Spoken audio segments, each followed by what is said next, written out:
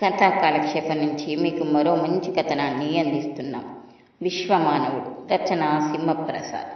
Chicago మహానగరంలో విమానం దిగి నేల మీద అడుగు పెడుతుంటే ఒళ్ళు పులకరించింది. ఇది 110 ఏళ్ల కిందట వివేకానందుడు అడుగుపెట్టిన పుణ్యగడ్డ అన్న భావన నన్ను నిలువునా కుదిపేసింది. ఎక్కడ కన్యాకుమారి, మరెక్కడి చికాగో. హిందూ మత ప్రతినిధిగా భారతీయ వేదాంతం గురించి యావత్ ప్రపంచానికి తెలియజెప్పాలన్న మహత్తర లక్ష్యంతో జోబులో రూపాయి లేకుండా ఇక్కడికి వచ్చిన దీశాలి ఆయన.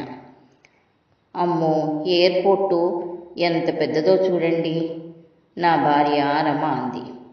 అదేం గొప్ప కాదు కానీ స్వామి వివేకానంద సర్వమత సమ్మేళనంలో పాల్గొనడానికి ఇక్కడికే వచ్చారు.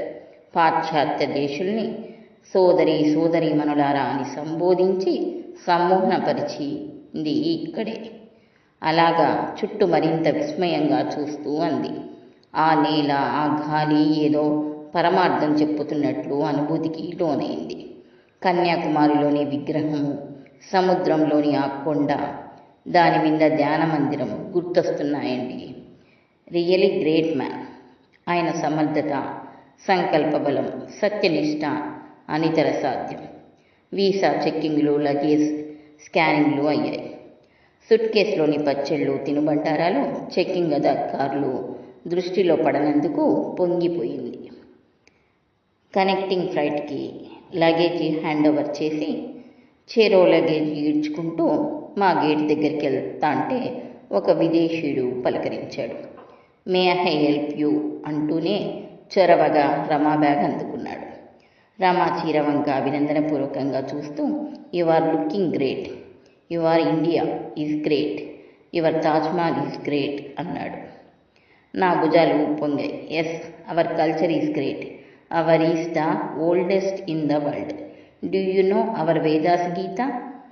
I know Kishan. Yes, Krishna is only teach Gita. God's words are relevant even today to all peoples, all countries.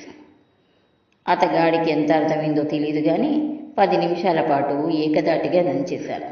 అతడు మా పరిచయం కలిగినందుకు సంతోషంగా ఉందని చెప్పి బ్యాగ్ రమా చేతికిచ్చి మరో పక్కకి వెళ్ళిపోయాడు.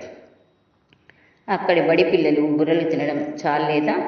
ఇక్కడ ఉపన్యాసాలు ఇస్తున్నారు. జననీ జన్మభూమిచ్చ స్వర్గాదపి గరీయసి అన్నారే. జన్మభూమిని తలుచుకుంటే చాలు నా గుండెలు ఉప్పొంగిపోతాయి. అలాంటి పుట్టిన గడ్డకి దూరం కాకూడదు.